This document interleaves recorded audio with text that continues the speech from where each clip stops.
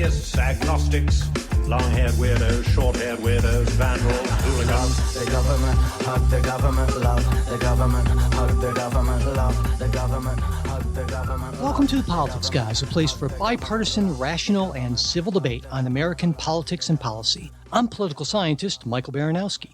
I'm joined today by my conservative counterpart, Cleveland area attorney and defender of freedom, Jay Carson. Hey, good morning, Mike. Morning, Jay. How are you doing this morning? Well, it's sort of a cold gray dawn after a late night of justice last night. So I'm pulling myself together, Mike. I'm rallying for this because America needs me. So well, America definitely does need you. For me, it's weird because this is the first new year that I'm entering in a long time and not being in college in any way, shape, or form. So it's kind of a couple of weeks ago, or I guess a week ago, I recorded the new intro to the podcast because while I am still a political scientist, I am not a political scientist at Northern Kentucky University, which is kind of weird. You know, I see this semester beginning and it's always that because tomorrow. Can you say political scientist at Northern Kentucky University emeritus? But that makes me feel much older than I actually am. That does sound old. That does sound old. Because I want to say, because then I'd have to say, but I retired early and I still am full of life and energy and have potentially decades ahead of me, assuming no bus hits me or something like that. So, we just get a little involved. So I just went with political scientist Michael Baranowski, just keep it short and sweet. So unlike this intro, which I've dragged out way too long, but we have so many things we want to talk about this week. We want to get into, well, geez, I don't know, a bunch of things, right? Joe Biden made a big speech near Valley Forge. The Supreme Court is going to be hearing that case on Donald Trump's eligibility. Of course, the Claudine Gay resignation, even more charges against Senator Menendez. And there's just so much we want to get to. And so I just say, let's just get right to it. Okay. Let's get going. Okay. Yeah. Let's get going. Well, let's open with the Supreme Court's announcement on Friday evening that it will be hearing an appeal of the Colorado Supreme Court ruling in which Donald Trump was declared ineligible for the Republican primary ballot because he'd engaged in insurrection. Now, oral arguments are being scheduled for February 8th, and it's generally expected that a ruling from the court will follow pretty quickly thereafter, given the urgency of the issue.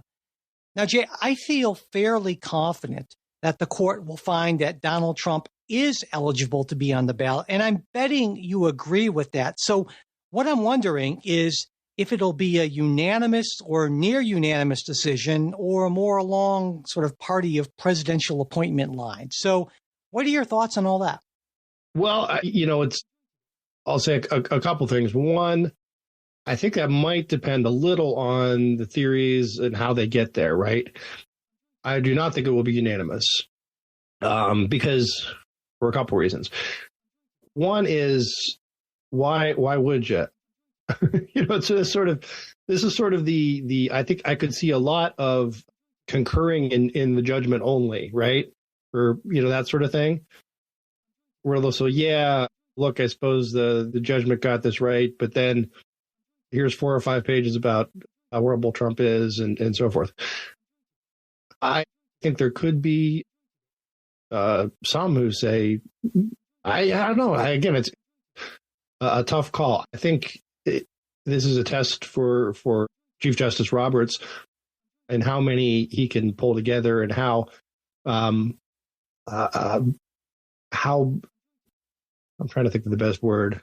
Again, late night for justice. Well, I agree with you on that. How close, how much common ground can he pull together amongst everyone to make a statement? And if I'm him, I'm making the pitch.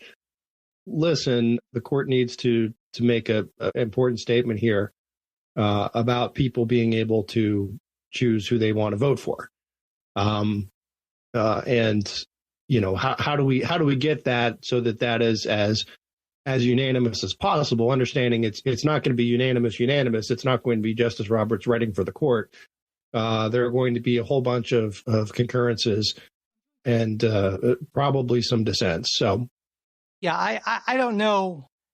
I have a little more faith in the three liberals on the court probably than you do, not surprisingly, right? And it seems to me that the safest way for the court to deal with this issue is to not at all get into that kind of thicket of whether or not Donald Trump is or is not an insurrectionist, and how do we determine that, and what's sufficient evidence of all that, and just say that direct insurrection clause does not apply to the president. And we talked about that a few weeks ago. That may seem like a strange argument on the surface, but if you look back at sort of the discussions around the framing of that amendment, it's not at all a ridiculous argument to make. And that, to me, would be the safe way to go about it, just to avoid that issue. Now, another possibility, though, is ruling that, well, that Donald Trump, to be declared an insurrectionist, there has to be either some sort of a congressional ruling, some formal ruling, or he has to be found guilty of the crime of insurrection. I like the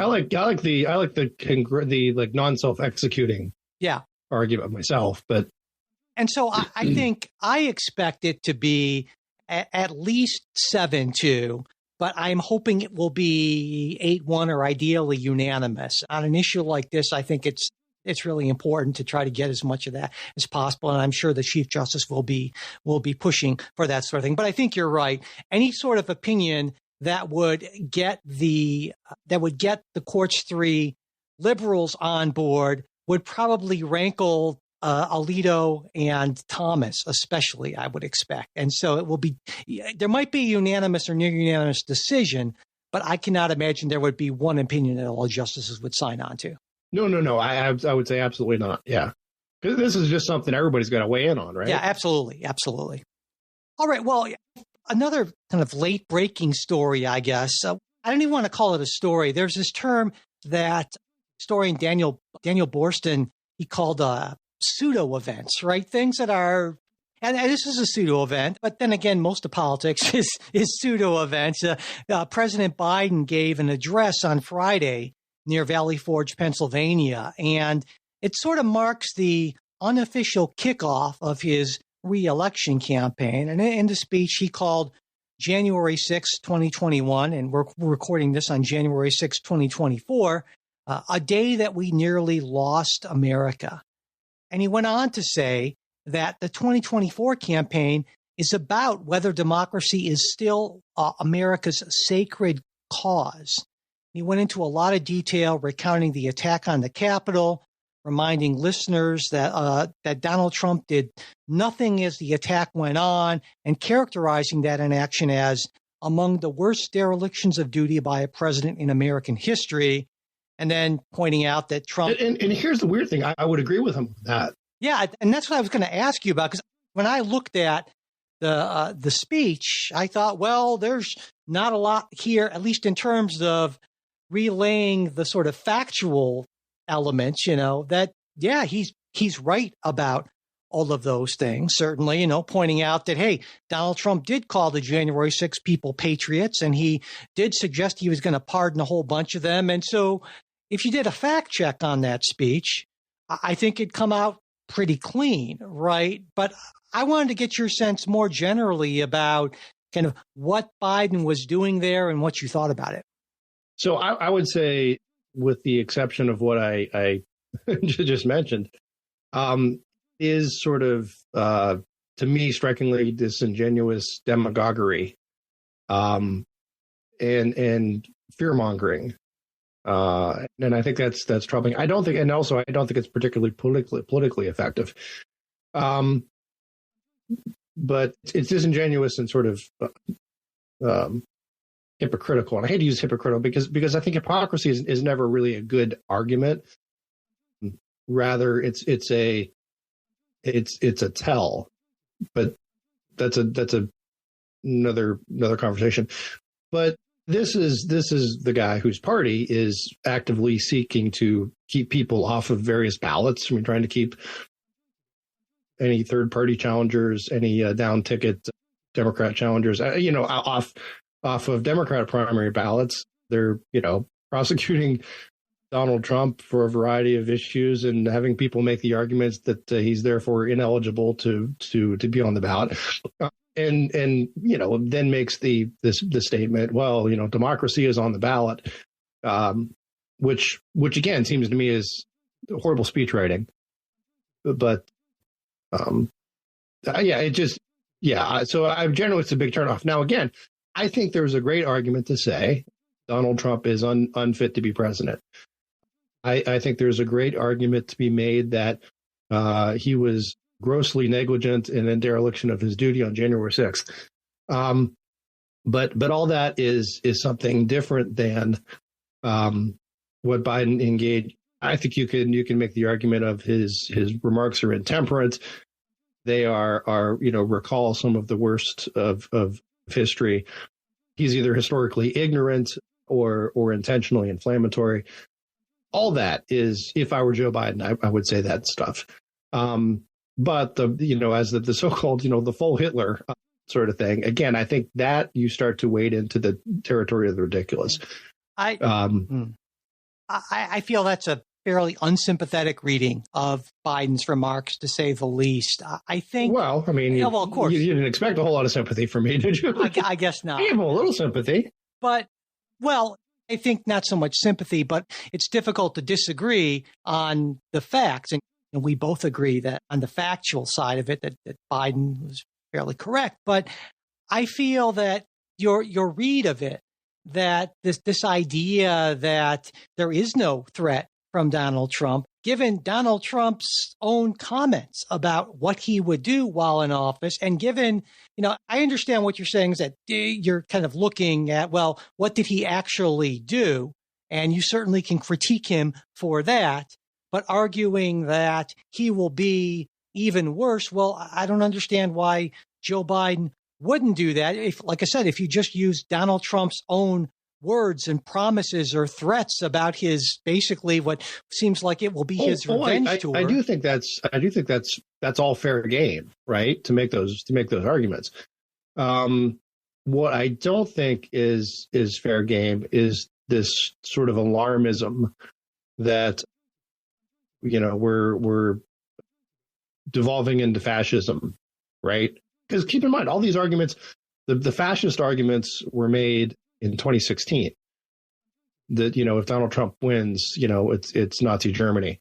And actually, this is pretty funny. You and I were going to try to do a newsletter in support of the politics guys, and it just proved too much to do. But I still have on my computer one of my entries into that, and it was all about fascism. They cried from 2016, saying this is we're devolving into fascist government, and we didn't. You can say Trump did a lot of dumb things. You can say I dislike this policy, that policy. You can say he certainly was a populist and appealed to maybe some of the baser instincts, and so forth. But again, that to me, it's important analytically, right? That we put the right names on things. It's sort of, you could be pretty sick and well, maybe it's a bacterial infection, maybe it's a viral infection. The distinction is important in how you treat it. And that's sort of my argument is, and it's obviously in politicians' interests to be indistinct, right? And you just say Donald Trump is a sickness, right? That's come down. And I think the idea that, again, the dark Brandon personality, I don't think it's a good selling point. I guess I feel that there is more of a real possibility of the sort of things that some people fear, because you're right that we did not descend into some sort of a U.S. version of Hitler's Germany, or as only a few people, a few extremists on the far left were thinking. Well, but hold on, let me finish. Yeah. Let me finish. But I also think a reasonable case can be made that in Donald Trump's first term, he reached out to fill his administration with the only people he really knew at the time. And these were people who were, as we've called them, and many people call them, the adults in the room. And that there is every reason to believe that Donald Trump will not make what he saw as that mistake again, and that he will be able to hit the ground running with a cadre of true believers or sycophants or whatever you want to call them behind him. And given that, even if he's not able to crash democracy in some way, he might be able to do considerable harm to our democratic institutions. Now, I don't. Oh, I think you're right. Okay. No, I agree with you on all that. Yeah. And also, I guess I would say that this idea that, well, saying that democracy on the ballot is hypocritical because what Democrats are doing, I would argue that's something of a false equivalence, because it's one thing to make what I feel are reasonable constitutional arguments like the insurrection clause. It's another thing to create fantastical theories out of whole cloth about widespread voter fraud that are in many instances, in most instances, were almost laughed out of court, and to threaten people who reach certain conclusions about the Constitution that were reached reasonably and in good faith, like the threats against the Maine Secretary of State. This is the sort of, I think, undemocratic, thuggish behavior that makes people legitimately concerned. Sure. No, and I'm not discounting that or disagreeing with that. I do think it's hypocritical, not just the trying to keep Trump off the ballot. And again, keep in mind, there was also at the same time a Democratic push to almost seek, in back the last midterm elections, to support and see that the more extreme Republicans won primaries, right? So again, this idea that's my point is, if they're really all that scared, and I don't think they are, and that's what I mean by hypocrisy is sort of a tell, right? This is a to some extent inflated, and that's not to say I don't think a second Donald Trump term would be, his words, very, very bad. But yeah, I guess that's my take on it. And the other thing is, if for a lot of, put yourself in the place of a lot of conservatives, when they hear Joe Biden say, listen, this is something terrible, because if Trump becomes president again, he will be a dictator. And they might rightfully ask themselves, well, like, what would he do as dictator? Would he try to unilaterally cancel billions of dollars in public debt? Well, okay, we already got that. Would he work with social media companies to censor posts of third parties? Well, maybe.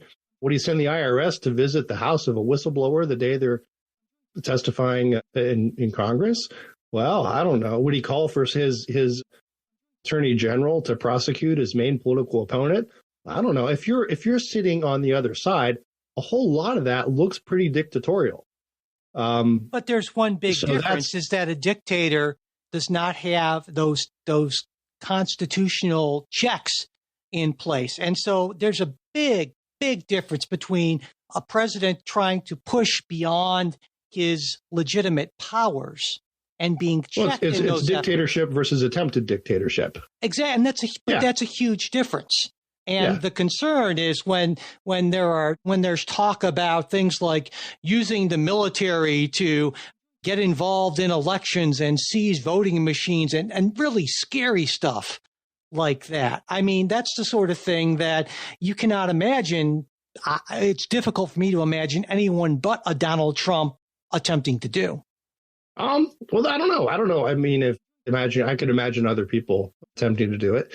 But another point that I would bring up, and again, if you're viewing this from the perspective of the MAGA voter, right, or even the non-MAGA, just regular conservative voter, there if you're looking at sort of the balance of power type thing, and you're exactly right on the institutions and where they are, and during the Trump presidency, the institutions invariably, sometimes beyond what their scope ought to have been, opposed him, right? The checks and balances worked, and there were even more, institutional checks against Trump. And certainly in academia, in the media, in religion, in professional trade groups, right? That's Joe Biden would not be as impeded because he would have that institutional support. The only place he probably wouldn't have it would be in the courts. He also wouldn't have it in the Congress. True. Well, yes and no. He'd probably partially have it in Congress, right? He wouldn't, but. And let's keep in mind. What I'm saying is that's my point is when voters, certainly Trump voters and independent voters, hear this concern about, we're heading into there would be a dictatorship. I think some of them fairly ask, well, compared to what? Yeah, I think that might be true for conservative voters who wouldn't be voting for Biden in the first place. I mean, Joe Biden's not trying to get your vote because it'd be pointless. But I think to independent voters, that small portion, maybe 10% of the electorate that's legitimately independent, that I think that is a reasonable argument to make. And sure, it's in places, it's absolutely a bit of hyperbole because that's what campaigning's about, right? You can't say, well, if Donald Trump wins, he will change the federal, scheduling and they'll be able to fire 10,000 more people. And let's get into all these policy details and, people just fall asleep. Right. It's sort of, yes, it was sort of like the Bob Dole campaign. If elected, I'll improve growth by 1.5%. Yes, something like exactly. that. Exactly. You need to say it'll be the most dynamic economy ever, right? I mean, and I think that's legitimate, fair kind of hyperbole as opposed to some of the stuff that you can say is, well, a little more out of bounds. So, all right. Well, more. And I would say again, to some extent, the reductio ad Hitlerum would that's and for a lot of reasons and that is sort of because one, it's all too easy, and second, just historically speaking, Hitler, the Nazis, are we're unique, and people say, oh no, there's always terrible. Yeah, yes and no, but no, it was something completely different in kind, and I would argue, and I think a lot of historians would argue too, peculiar to the time and place where it happened. That's not to say that you would have other stuff that is equally bad or equal authoritarianism, right? But not every authoritarian is Hitler. Is sort of my point. Yeah. So, and it's important for the again. This is not as someone I'm out there campaigning. I'm looking at this as analytically, right? It's our job. I look at my job, right, to try to put the most accurate label on stuff as I can. So when I say I think Trump presidency would be very, very bad, it's for a lot of those reasons. Some of them ideological, some of them almost lack of ideological, right? And a lot just for competence and for, as you pointed out, of you aren't going to have the adults in the room, and just chaos. But again, chaos isn't fascism. In fact, it's sort of the opposite. Sure. This week, as everyone knows, Harvard President Claudine Gay resigned, and this was shortly after even more verified instances of plagiarism in her academic work emerged. And in a letter that she wrote to Harvard announcing this, she said, "It has become clear that it is in the best interest of Harvard for me to resign so that our community can navigate this moment of extraordinary challenge with a focus on the institution rather than any individual." And later on in the letter, she wrote, "It has been distressing to have doubt cast on my commitments to confronting hate and to upholding scholarly rigor, two bedrock values that are fundamental to who I am, and frightening to be subjected to personal attacks and threats fueled by racial animus." There it is. Yeah. Now, Jay, on our last midweek show, I asked you if Gay would end up resigning under pressure, or if you thought, and I said no. Yeah, you said they'd be racial racist misogynist if they forced her out, right? And this whole idea that, well, the emperor has no clothes, but you can't say that. And if you do try to force her out or say anything against Claudine Gay, you're racist and misogynistic. And so what do you think happened here? Because that obviously didn't end up being the case. Oh, I read back because, for those of you who aren't on the stream thing, Mike sort of posts and you rewrote verbatim what I said, and I reread that and I was like, damn, that was good. I would say I was 100% right on that, except for the fact that she actually did resign. She had an essay in the New York Times, which is what all people who gracefully resign do. And in which she said, those who, her critics were those who had relentlessly campaigned to oust me since the fall, often trafficked in lies and ad hominem insults, not reasoned argument. They recycled tired racial stereotypes about Black talent and temperament. And I think, and most readers would read that as saying, if you supported me being out, you are racist and misogynist. And I think that's just what she said. Well, no, that's not just what she said. She said that some people who were pushing for that were making those arguments, and that's true. But just because that there are racist and misogynist people who were pushing for that doesn't mean that everyone who was pushing for that is racist and misogynist. I think it's an important distinction to make. Well, I mean, again, her words, those who had relentlessly campaigned to oust me. But there weren't that many people who were relentlessly campaigning. They weren't that relentless. She's only upset about the relentless. Well, that's what I'm just saying. That's what if you're going to say that's what she said, well, let's look at what she said. I mean, if we're going to parse the words, let's parse the words. Yeah. All right. So she also went on to say, the campaign, it's more about me. It's about, all right, let me find this.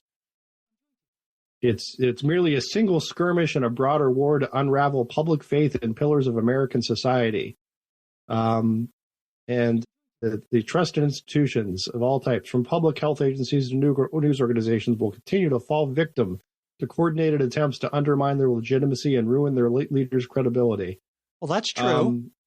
Well, no, but I guess there's a difference between saying, I'm going to gracefully resign for the good of the organization because I don't want this to be about me, and then going and taking a vacation, versus saying I'm going to gracefully resign because this shouldn't be about me and we need a time for healing, and then 2 days later writing, listen, this has all been pushed by people who are relentlessly after me and then dishonest and not all. I think the problem is on both sides. On both sides, people are having a trouble believing or accepting that multiple things can be true. And it seems to me that both sides are having trouble accepting the fact that their ideological opponents can be right about certain things.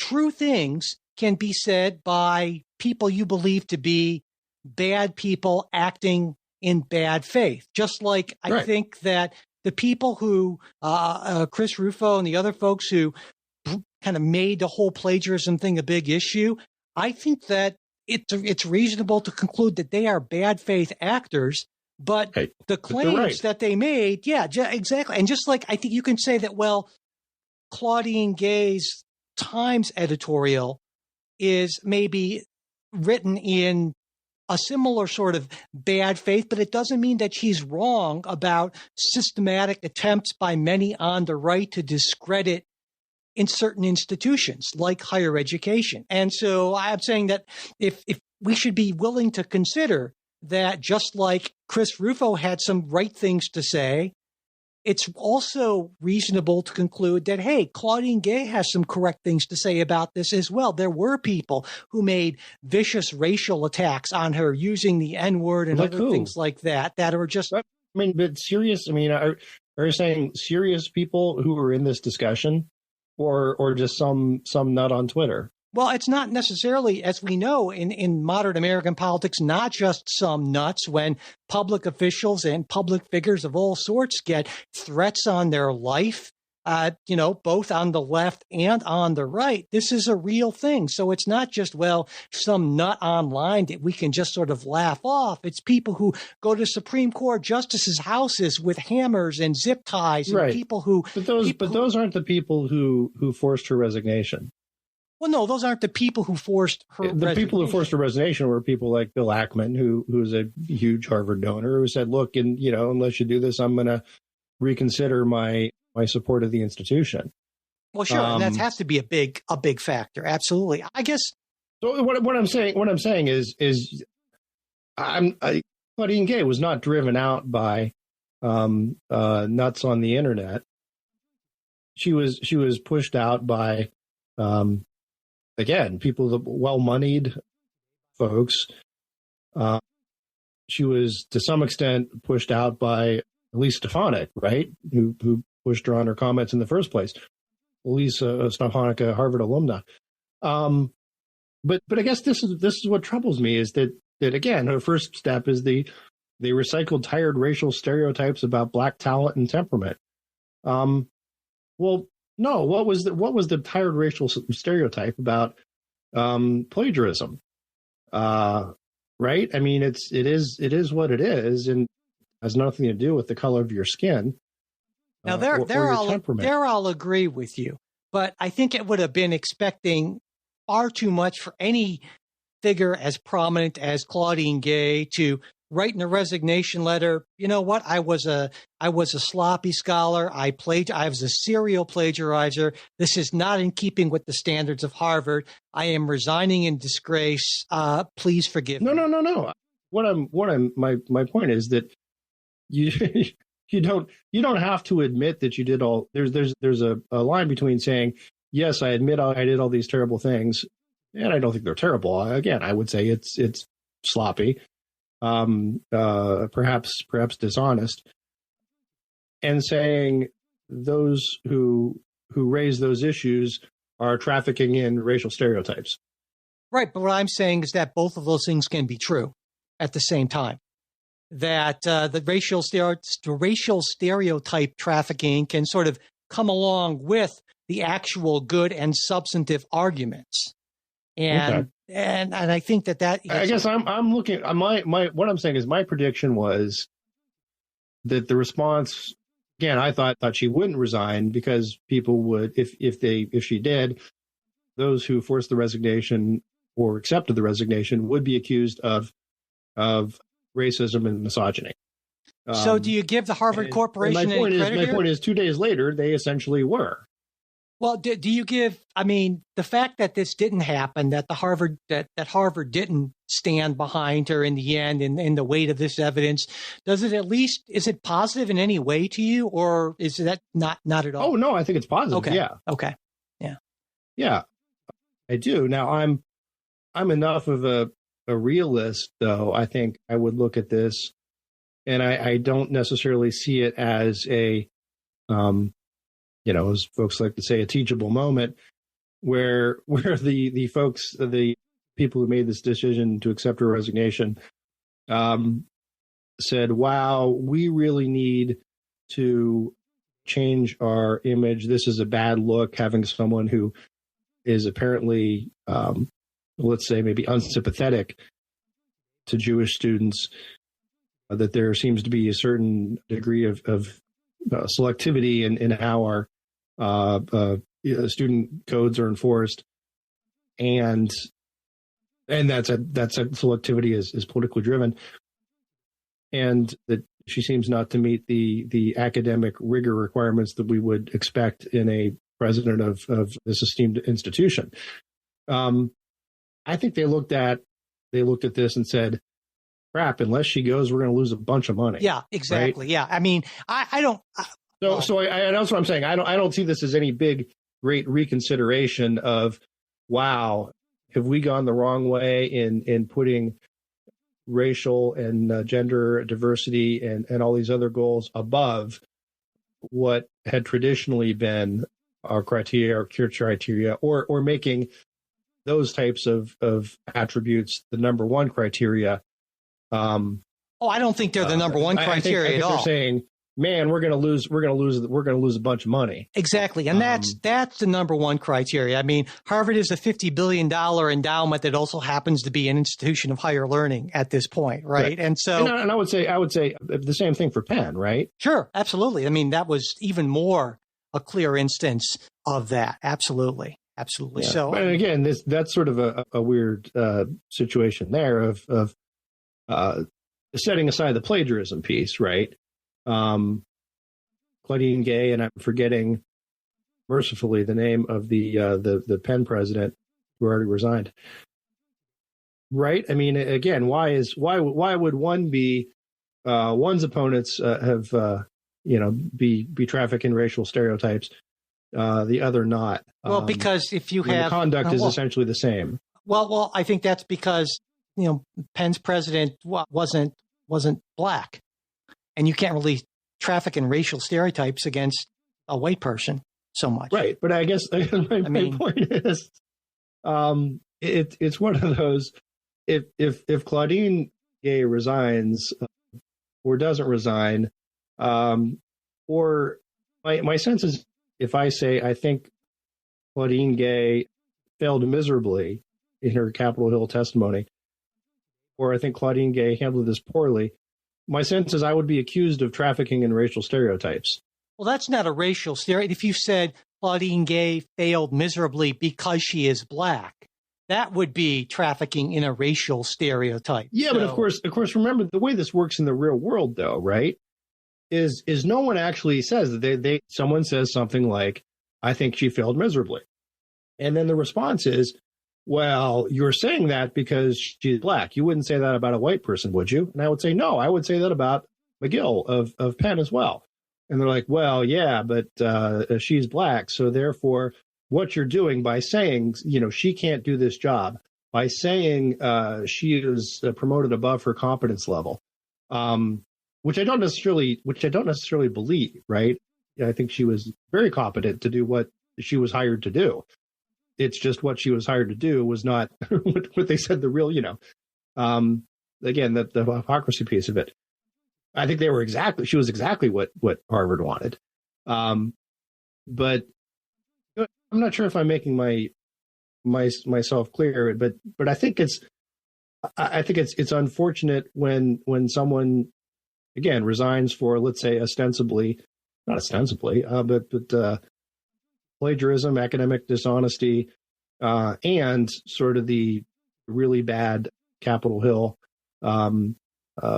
performance, and then says, "Well, it's because I'm black." That is so troubling, and it's exactly what I predicted would happen, and it did. And you'll see.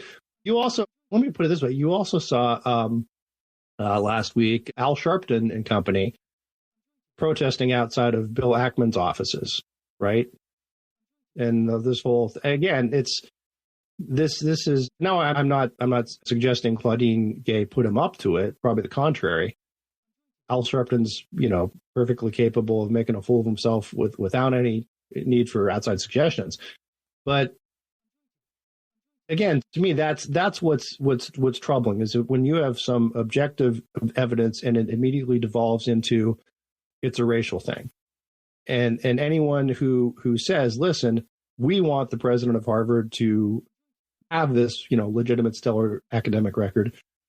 We want the president of Harvard to speak cogently and consistently on how we're going to handle hate on campus.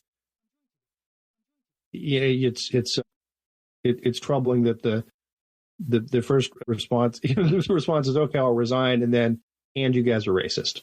I think that's so counterproductive, and it's so again, if anything, undermines faith in institutions. I think it's that kind of behavior. I understand what you're saying, but I also think it's important to point out that we are two white men who don't have that lived experience of everyday racial animus that many people, especially folks our age and older, who are black, who aren't white males, grew up with. And so when you're hammered with that throughout your entire life, especially during your formative years, I think it's difficult to just say, well, let's just assume that they don't mean that, even though for my whole life I have been treated differently, looked askance at. And so I think Mike, she's president of Harvard. She's made more money than you or I ever will in our lifetimes combined. She has gotten more power, more esteem than you and I ever will on our lifetimes combined. She can write a book next week, go on a speaking tour, and make millions of dollars, have tons of adoring fans of all races showing up to hear her speak. And I mean, so if you want to, I mean, that's what I'm saying is I don't know this as lived experience. Well, the lived experience she's done quite well for herself. You know, it's a sort of a strange thing to make the argument that, listen, everything is racist. Everyone's racist. I'm not making that argument. I'm just saying that at the top of the heap. I'm not making. No, I know argument. you're not. But I'm just saying that it does. If you could be making, $10,000 or $10 million, and the cops that pull you over for driving while black don't necessarily know that, or the person who sends you a message with the N-word in it, that still is going to have that visceral effect that you and I have never experienced and can't appreciate. You're right that Claudine Gay is an incredibly privileged person, more so than we are economically and in terms of social status. But that lived reality of still being a black person in America and those things that happen to essentially all black people in America, even now, that's something we shouldn't just brush under the rug. Right. But again, my point is she was she charged with plagiarizing while black? Sure. And I understand that point. Yeah, absolutely. And that's what muddies the waters more than a little bit, right? Is that the plagiarism is just a fact, and it is a fact that does not matter about your race, right? Whether you're a black plagiarizer or a white plagiarizer. So absolutely on that, you and I agree. There's one other thing, something maybe to clear up. Wilmer raised this point. He asked about last week when we talked about this. He said that you made it sound, at least to him, like the specific action of cheating on those papers was the direct reason why Gay became president. And he points out to get tenure and advance in academia, you have to demonstrate accomplishment in several areas, but publications are, of course, the most objective item. In order to advance, you need a large number of important publications, so cheating in a few would not normally get you there. DEI definitely was the most important factor in her case. And I wanted to raise that. Oh, I would say Wilmer's 100% right. If anything I said gave an impression to the contrary, yeah, I apologize. No, that was sort of the point I was trying to make, was that DEI was the most important factor because otherwise factors like publications, amount of publications would have made a difference. What happens in this case, I think, is she had to have enough of a bare minimum credibility, sort of to have published some things, right, to give cover to the real reason, which was the DEI stuff. Before we move on, it occurs to me that the amount of coverage on this issue is just, it shouldn't have surprised me as much as it did, but wow. And I realized that the reason why, in large part, is that so many of the elite on both sides of the aisle are Harvard alumni of some type. And so when there's an issue at Harvard, the media elite and the political elite, that's their school, on both sides of things. And I think Harvard, it really gives you an illustration of how incredibly influential that one institution is, both on the left and the right. And so when you bring Harvard into the center of this kind of culture war issue, it blows up in a way that it certainly wouldn't have at any other institution that I can think of in this country. No, I think you're right. And certainly the repercussions of this has been a bigger story than the Penn story. Now, again, you throw in the issue that the Penn story sort of happened quickly, bang, she resigned, it was over. Whereas with Claudine Gay, there was a couple weeks of, will she, won't she? And then there's the racial element. So there's other things, but I think you're right. Okay, well, why don't we move on to something very different, and that's Bob Menendez, who just can't seem to get under all of those charges. Right, there was this latest federal indictment charging that he used his position to help the government of Qatar, I don't know, I've heard it pronounced both ways, in exchange for bribes, including cash. The Menendez favored of gold bars, Formula One tickets, watches, all kinds of stuff. And again, there was a similar indictment with basically the same allegations concerning aid to Egypt. Now, Adam Fee, who's an attorney for Menendez, responded to the latest indictment by saying, despite what they've touted in press releases, the government does not have the proof to back up any of the old or new allegations against Senator Menendez. What they have instead is a string of baseless assumptions and bizarre conjectures based on routine, lawful contacts between a senator and his constituents or foreign officials. They are turning this into a persecution, not a prosecution. Now, Menendez stepped down from his position chairing the Senate Foreign Relations Committee last fall after that first federal indictment, and he's, of course, insisted all along on his innocence. He's resisted calls to resign and hasn't even ruled out running for re-election, though his Democratic primary challenger right now is just completely trouncing him in the polls. So this is going to be a self-limiting issue in that sense, I think. And also wanted to point out, in the wake of this latest indictment, Pennsylvania Democratic Senator John Fetterman has once again been calling for Menendez to be expelled from the Senate. He wrote on X this last week, now accused of selling his honor and our nation for a $24,000 watch, accused as a foreign agent for 2 nations. How much more before we finally expel Senator Menendez? Yeah, well, good for him. I'm usually, as you know, I'm typically not a John Fetterman fan. And I don't know whether there might be other things at going on there, right? Whenever you have sort of inter-party fights, sometimes there's other motives, but I think it's still the right thing to do regardless. So I say good for him. And weirdly here, I will disagree with you entirely on this, and people might not expect that. You're a Menendez 2024 guy who's a bumper sticker. No, not at all. But I'll say this. I didn't have a chance to hold forth directly on the Santos expulsion that was an episode that Trey and Ken did. But Trey did mention my position on this. If I were in the House at that point, I would have voted against expelling Santos, just like I would not be in favor of expelling Fetterman. I wouldn't vote for that either. But Menendez, come all out, yeah, and that's because I believe in this concept of innocent until proven guilty. I think that presumption is important. And I think it's especially important when we're talking about depriving the people who have elected somebody of their representation. And that's fair, I think. And I think I was on the same page with you on Santos. But no, I do tend to think, in this case, it's there's criminal charges, which are one thing, and there's the other thing, which is a political remedy.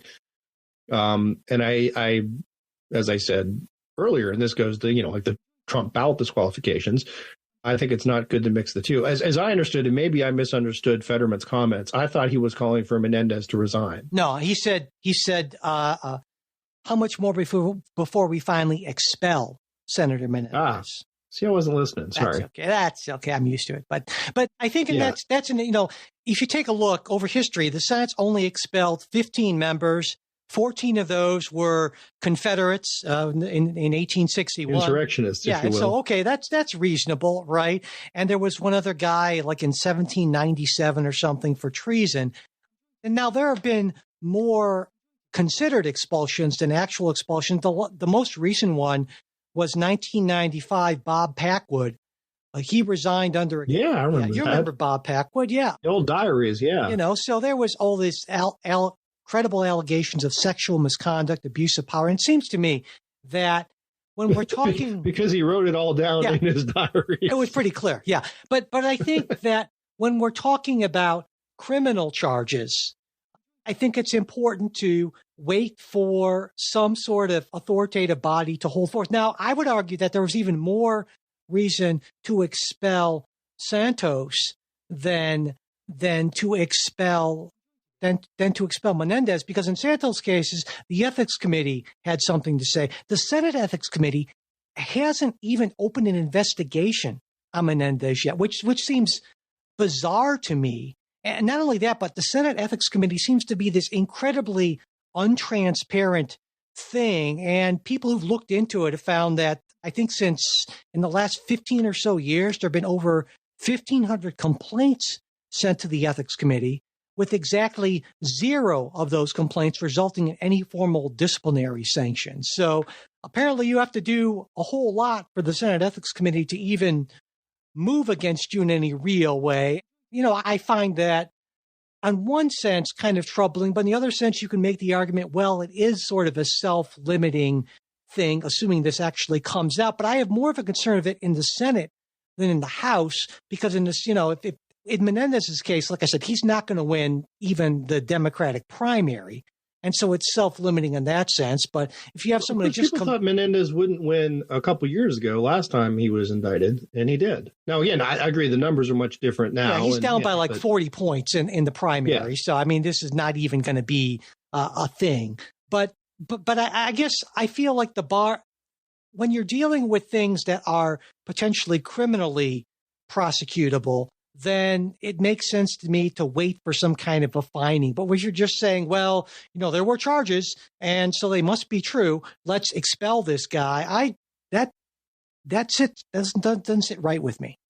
No, and I would agree with you on that. I do get the idea, though, too. If you really want to push someone to resign, the way to do it is to say, I'm going to seek a vote to expel you. Yeah, exactly. And therefore, you can do the Nixon math, right?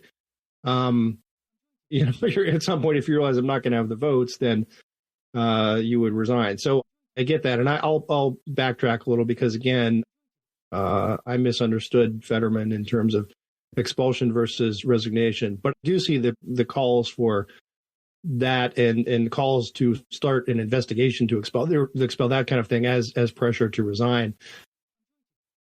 I would meet you sort of halfway on the criminal piece. Again, to me, it's important that the criminal justice sphere and the political sphere remain separate. That said, there's one burden of proof in the criminal justice system, which is guilty beyond a reasonable doubt, and there is another burden of proof in the political system, which is 50% plus one. Yeah, whatever the votes are, they are. But I think it's premature to wait before there's even been any sort of real investigation, right? Yeah. You don't just say, well, you've been charged with this, and we're not going to give you a chance to defend yourself. We're just going to assume you're guilty. But I certainly think, and you would agree with me on this, it's fair for voters to say, look, this hasn't gone to trial yet, but man, there looks like there's a whole lot of stuff here. This guy certainly looks shady. It's not, again, no one's saying, gosh, that doesn't sound like Bob. Yeah, yeah. It's exactly the sort of stuff he's been accused of for years. So I think it's perfectly fair for voters to say, I'm going to vote against this guy, before there's a criminal conviction. Yeah. And I think also there's another category of bad actions that aren't necessarily crimes, but that fall into more generally abuse of power, that sort of thing, that you could argue that, well, we can't charge him with anything, but this is just not okay to a level. Shady as hell. Yeah, exactly. And I would be okay with that, but this doesn't fall into that kind of thing. I would say. I mean, it certainly seems to me that Bob Menendez is guilty as hell, but I think it's important that, especially for the people who we think are guilty as hell, that they get their day in court and their presumption of innocence. No, and I would completely agree with you when it comes to the court system, that there's a presumption of innocence. My point is, in the political system, there's not a presumption of innocence. Right. Yeah, that's okay. Yeah, absolutely. But don't you think? Don't you find it at least a little bit refreshing to see someone from someone's own party calling out someone on ethical and/or criminal violations and not circling the wagons? Absolutely. So I give John Fetterman a lot of credit for that. No question. All right, well, let's talk about one more. I think we have time for one more thing. We'll go a little long, but that's okay. A story I've been kind of following with a certain amount of interest. as you might expect, Jay, the Republican leadership in Texas is not happy with U.S. Border Patrol, right? For so many reasons. But there's one in particular that made the news recently, and that's the Border Patrol removing sections of razor wire put up by Texas at the border so that agents could have access, at least sensibly, so they could have access to the border and reach migrants who've entered U.S. territory. Now, this goes back to this summer. There was a Texas state trooper sent an email to his superiors. This email became public, and it alleged that a pregnant 19-year-old having a miscarriage was stuck in the wire that Texas placed in the Rio Grande River, and also that there was a guy who suffered serious leg lacerations when he tried to cut his kid free from a barrel that would have been covered in razor wire and placed in the river, which the trooper called, in his words, a trap for people trying to cross. And now Texas claims that the Border Patrol's actions in cutting this razor wire violate Texas's state trespass law, and there are some other legal violations as well. The federal government says that federal law gives the Border Patrol the right to, without a warrant, access private land within 25 miles of the international border to inspect, interrogate, apprehend migrants, and that the razor wire prevents this access. Now, the Fifth Circuit Court of Appeals granted Texas an injunction preventing the Border Patrol to remove razor wire while this litigation proceeds, except in cases where medical emergency would make it necessary. And the Biden administration this week appealed to the Supreme Court to vacate the Fifth Circuit's injunction. Their argument is that under the Supremacy Clause, state law can't be allowed to restrain the Border Patrol from carrying out their actions authorized under federal law, and that basically the Fifth Circuit's injunction, in their words, inverts the Supremacy Clause by requiring federal law to yield to Texas law. So, Jay, there are a lot of issues involved here. What do you think about all this? This is one where it's sort of the opposite of the Scalia stamp of dumb but constitutional. I would say good policy but unconstitutional. Okay, explain. Yeah, I have a pardon. I said explain. I'm interested in that. Yeah, explain. I think Texas certainly has a good argument that it ought to be able to put razor wire, whatever barriers it wants to prevent unwanted, illegal immigration crossings into its state when the federal government is failing to do so. You can make the argument, and they did, and then the Fifth Circuit largely accepted it, that the state has a right to protect its citizens' property's interest in doing these things. So I'm sympathetic to that point, right? That said, I think the constitutional argument, I think the government has the better of it in that immigration is, I think, a dedicated, pure federal thing. And the Supremacy Clause would say that a state regulation that would interfere with the federal government's immigration policy would be unconstitutional. So yeah, I find myself kind of, again, reluctantly agreeing with the government's position here on supremacy. And I understand that in a lot of these cases, the between state and federal governments, there's a need to defend turf, right? And you have to have these fights, even if the thing you're fighting over is not great. Now, if I'm the Biden administration, I also look at this and say, this is not politically a good look for them, but that's a separate question.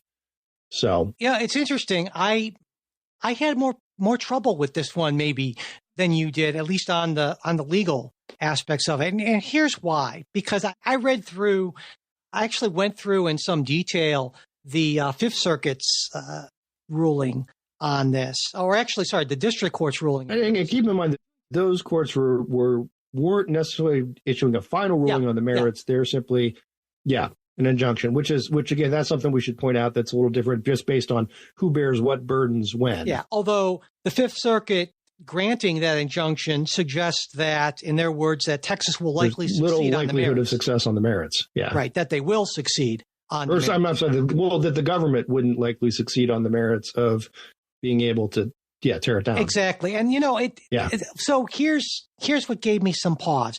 I read through some of the findings of fact at the district court level.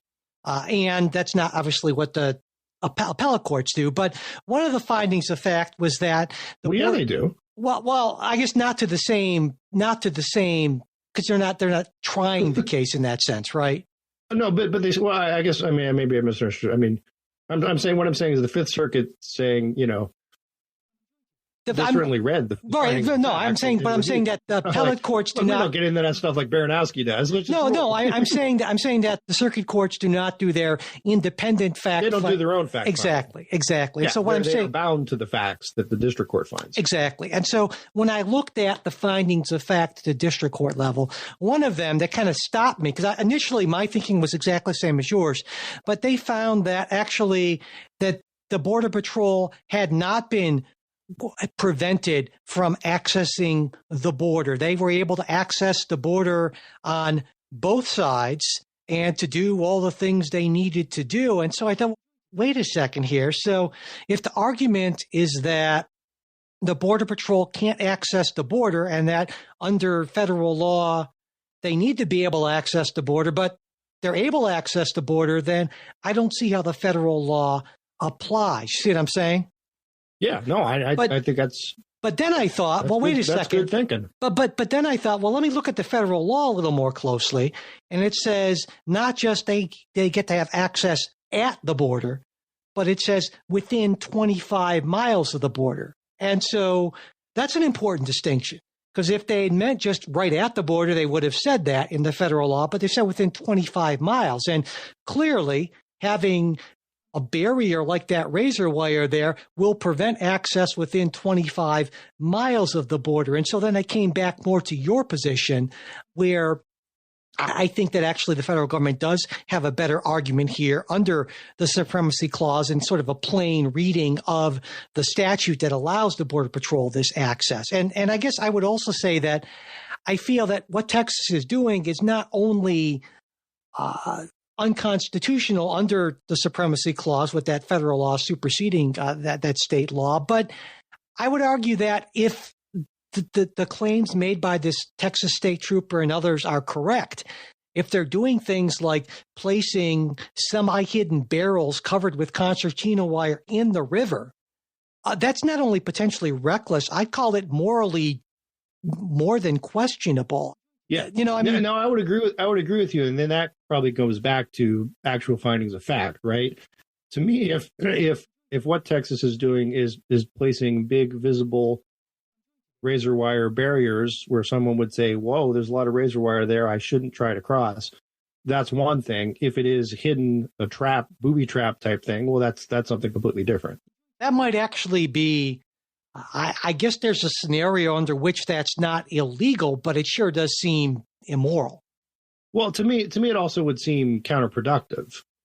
I mean, the goal of Texas, I believe, and I think we should proceed with this presumption, right, is that they want to deter border crossings rather than kill immigrants. See, I think you can make the argument that not everyone disagrees. You're like, no.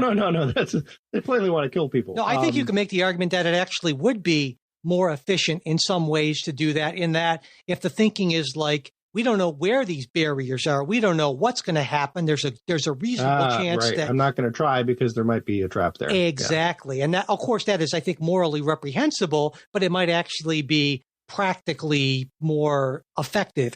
I don't know if that's true, but you see what I'm saying. Right. So in either case, I think we both agree that if in fact you should look for the Trump administration in the next, yeah, that's okay. But listen, what we need is not a big beautiful wall. We need booby traps. Yeah, but I think the one thing I like the way this guy thinks. Yeah, I think we both agree that if that in fact is going on, that is no laughing matter, and that's no. I certainly, again, my laughing is sort of because of my sense is that I don't. And maybe I'm being naive, but I don't think a government would engage in that sort of thing. And I think they're the what Texas would want, both from an outcome standpoint, deterring illegal immigration, and just from a political standpoint of being seen as doing stuff to deter immigration, is big, very visible barriers. Yeah, I certainly hope you're right about that, although I know that there is at least a small contingent of people who believe that if you try to cross the border illegally for whatever reason, you get what's coming to you, and we should be able to take pot shots at people doing that and all. And of course, that is not representative, I don't think, of the vast majority of people who are very concerned about immigration. But unfortunately, that's an attitude that is out there in some segment of the public. Right. Right. All right. Well, with that, we will close this slightly extended episode. And if you're not already supporting the show, we hope you'll consider becoming a supporter. Supporters make the podcast possible. And when you become a supporter, you get a bunch of good things. You get ad-free episodes. You get the full-length version of our midweek show, which Jay and I will be recording in just a minute here. It comes out every Tuesday in full length. You get access to our Politics Guys Discord group where all kinds of interesting stuff happens every day. And if you're interested to hear more about any of that, not to hear, but to learn more about any of that, it's patreon.com/politicsguys. You can also get access to that in the show notes. I always have a link there, or at politicsguys.com/support. And if you want to get in touch with us for whatever reason, you have a thought, a comment, a critique, I don't know, whatever it is, you can always do that through old-fashioned email at mail@politicsguys.com. There's also that Discord channel I mentioned for supporters, and we're also on Facebook and X, and you'll find links to those in the show notes. And finally, as always, a very special thanks to our most excellent executive producers, Bruce Johnson, Wilma Moreno, Andra Masker, Daniel Toe, Ryan Beasley, and Don Oglesby. We'll be back with a new episode for you next week. We hope you'll join us.